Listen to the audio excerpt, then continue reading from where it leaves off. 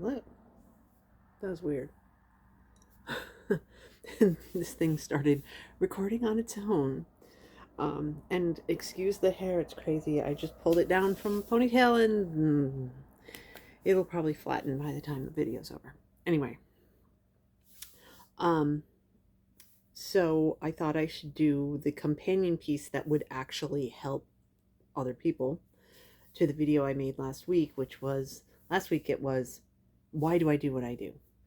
And yes, I definitely feel like I need to justify everything I do in my life. And first of all, that is my upbringing, but also people who are even supportive just can't help themselves. And they have to ask, why are you doing that? I mean, a lot of people I know, okay, I don't know that many people, but a large percentage of the people that I know are just like, oh, you go, you do it. That's amazing. Um, a lot of people are like that. Um, but a lot of people, I mean, the thing is this, people, they learn how to control you. And if they want to control you, they will find your buttons and push them. And so basically, it's a huge red flag for me if anybody asks me, like, what are you doing that for? Especially if they're asking it repeatedly after I've answered the question. It's just like, okay, this is a manipulation controlling technique that you have. Sorry, I just moved. Now you saw my hand. Wow. You can go do palmistry. I'm really good at making these videos after how many years?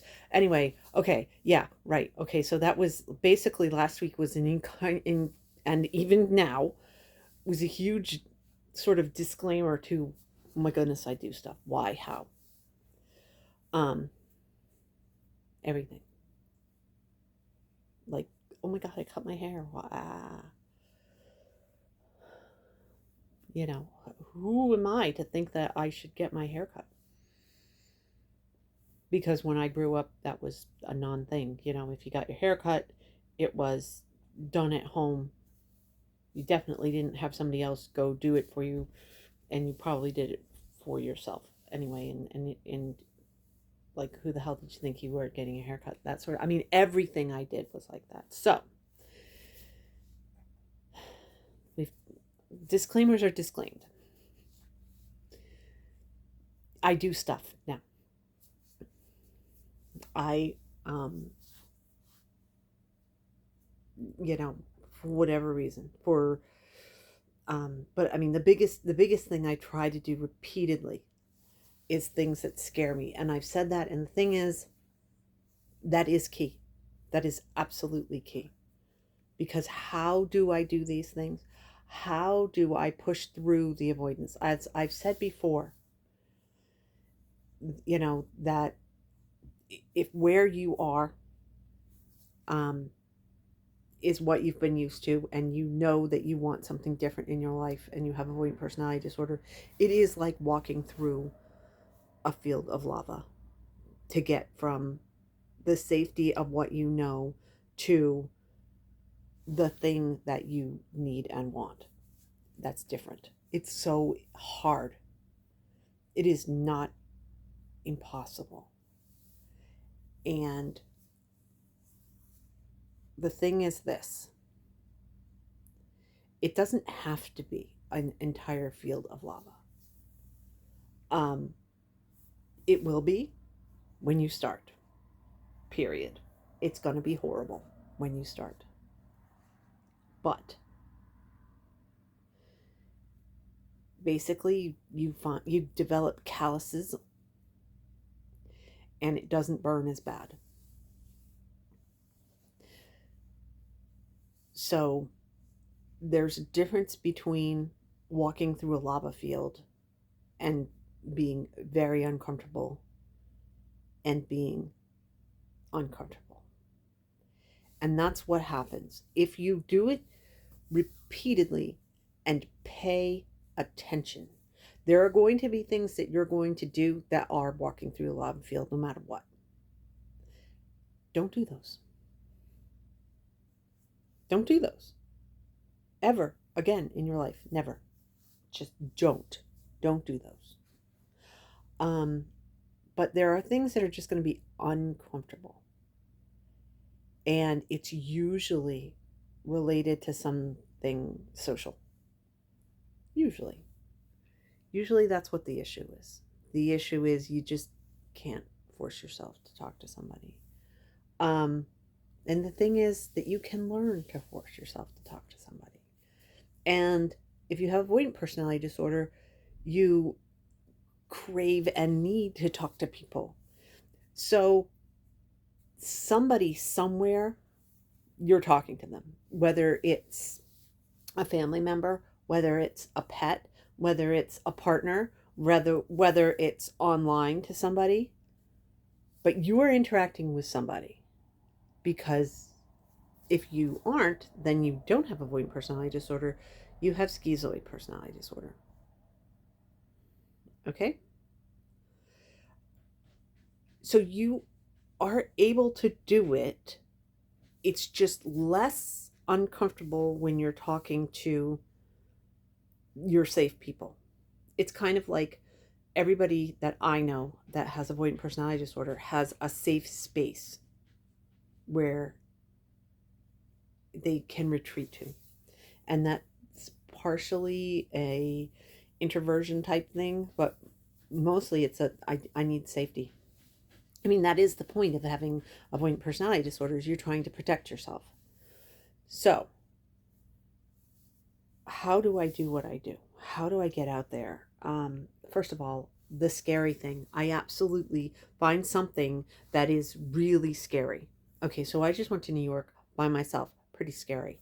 But the thing that I had on my list of really scary was I went to Coney Island and I went on the Wonder Wheel, which is a Ferris wheel that's not like the buckets that you sit in are not attached.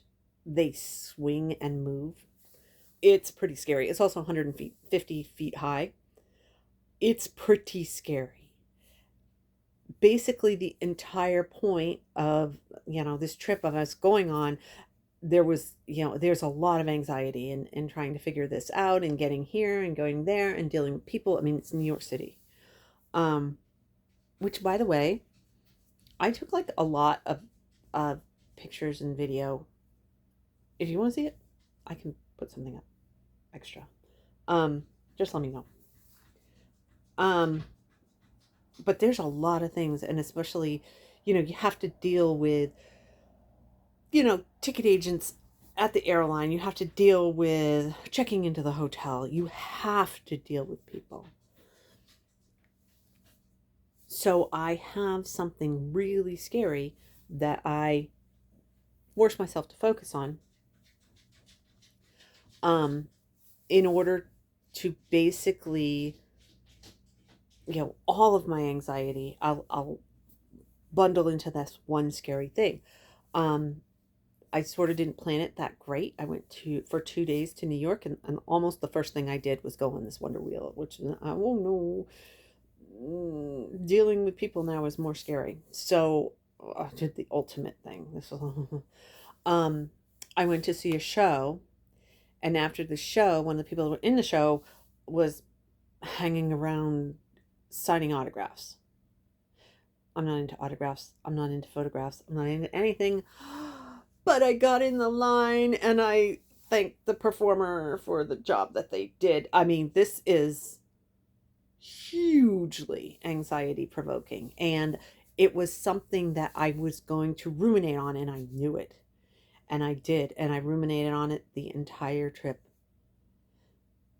Now that sounds insane to do that as a person with a avoidant personality disorder. I'm telling you, that is how to do the big things. And it applies to everything. You need to apply for a job. Find something that really scares you and have it planned for like 2 days after you have all your interviews and stuff. Like really scares you. Like I'm gonna go on a hike and you know, in a very dangerous area or something like that. Or um I mean, it sounds insane to double these up, but for me, a lot of the things that really scare me do actually deal with people. So, like, have a job interview, plan 2 days later that you're going to go on a date or that you're going to sign up for a dating service. Oh my God, actually, will be, you know, all your anxiety you can focus it there. Um, as far as actually interacting with people, I mean, obviously, I'm a talker. Hi, videos. Um, but as far as actually interacting with people, introverted people really do not like small talk. I think I've made videos about this. I think I've just made a video about this. Um, so what you do is, I mean, I know everybody thinks that there's nothing the thing is this is what people are really interested in the world. They're either interested in themselves, which is really hard to pull off when you have avoidant personality disorder, is paying attention enough in order to say something to somebody and have them intrigued enough for it to pass as something interesting to them. That's very hard for me, and I think it's hard for a lot of people. One of the things, and my son does it, and he's autistic. I mean, it was therapy that for him, therapy for me. Although, again, this is one of the things that I got criticized on. Like, why are you doing that? And what I was told was, oh, you're only doing this because you want people to do it back to you. No, I do not. And let me tell you, that stopped me for years from trying. But if you just randomly do these drive-by compliments of people, I mean, it makes them happy, and then you're sort of getting a hit off of that, of interacting with people, and it makes it a little safer the next time. Every time you do it, again, you're building these calluses on your feet so that when you walk through that lava, it's not so hot and burning. And I don't mean like big compliments. I mean little things like, you know, literally walking. And you know what? People ignore me. Like this is, and and that's another thing. It helps me not take it as rejection, and it makes me a little bit less affected by rejection. I mean, I'm still really bad, but not as bad as I have been in the past. You know, I'll walk by the street and say, "Oh, I like your shoes," or something like that. I mean, really lame. I know sometimes, you know, people don't even hear you, or they're so surprised that they're just like, "Oh my God, did I just hear that?" and keep going. That sort of thing. Um, and I don't think about it. That's the other thing, is that you try not to think about it in advance when you're doing that sort of thing. It's the same sort of thing where I have this instinct to sort of jump in and help. Um, Gets me in trouble sometimes, but I either do it or I don't, and I don't sit and think about it because it's almost like I don't have to take responsibility as much. And because the problem is, if you really help somebody and they're like very grateful for your help, that can be as negatively affecting as rejection or ridicule to somebody with avoidant personality disorder. This, oh no, oh no, oh no, I cannot take positive anything. It's sort of like you don't have to take responsibility for it. And then the other thing is, so one, people really like if you can talk about them in some way. The other thing that people really like, if you have to have a slightly longer conversation, and the thing is, practice these things like, it's horrible. It's so hard to do. Check out um, people at stores. It's really easy to read the room. It's really easy. I mean, you've got avoidant personality disorder. That's what we do. We pay attention to micro expressions. So it's pretty easy to read the room and say if you've got somebody who is just totally cold and not receptive, okay, don't try. But if it's somebody that seems a little bit more pleasant, and you're not going to keep them from doing their job, but the littlest, we're talking like a 1 or 2 sentence story about something like, and actually I have told people, I must have said the same thing 10 times to different people. Big hit. While I was in New York, there was a drive-by shooting in my town. What?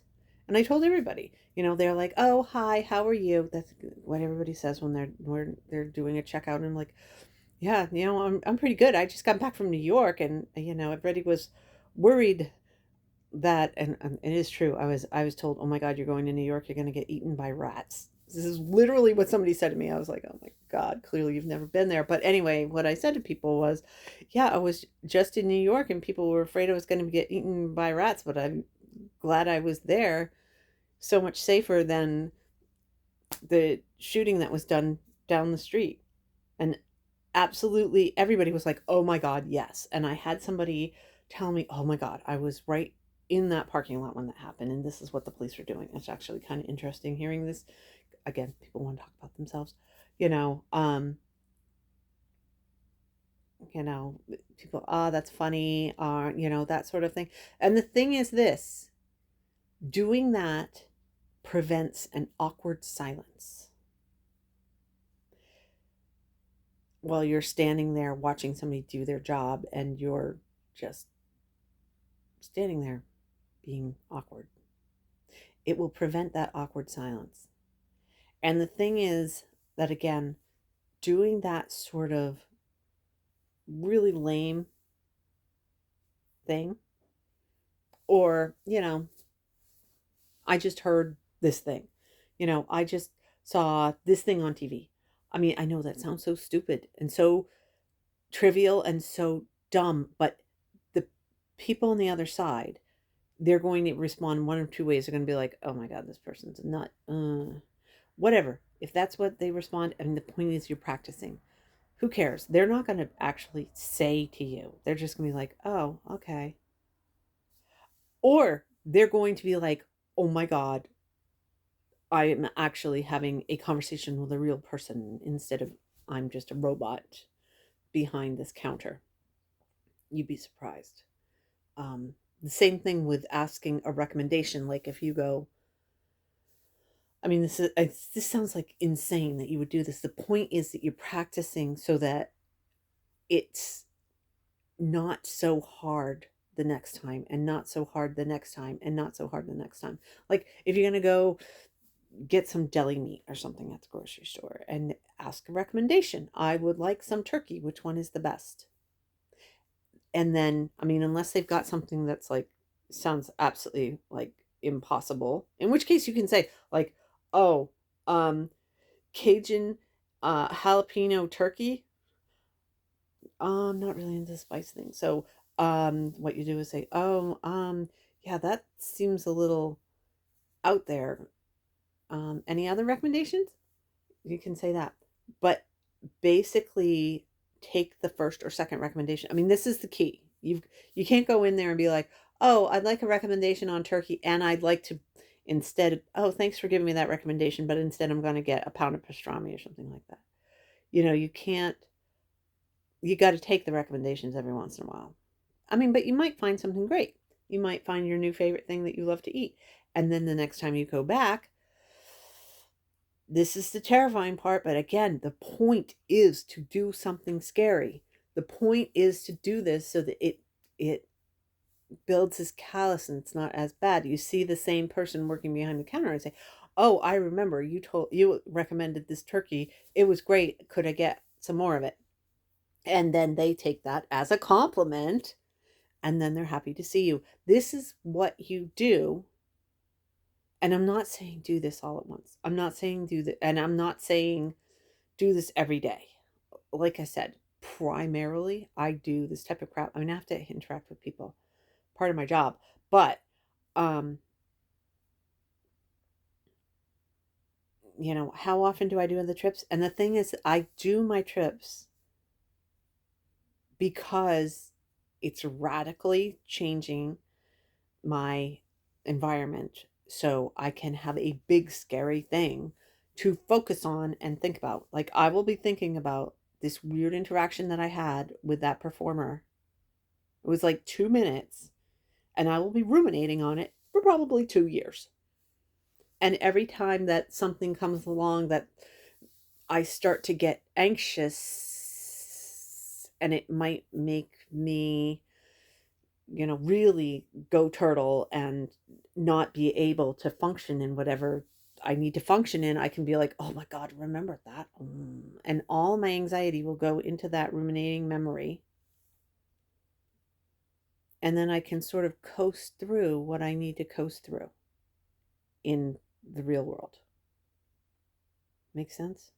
I don't know if that makes sense at all. I don't know if this is helpful at all. But really, this is how I do what I do.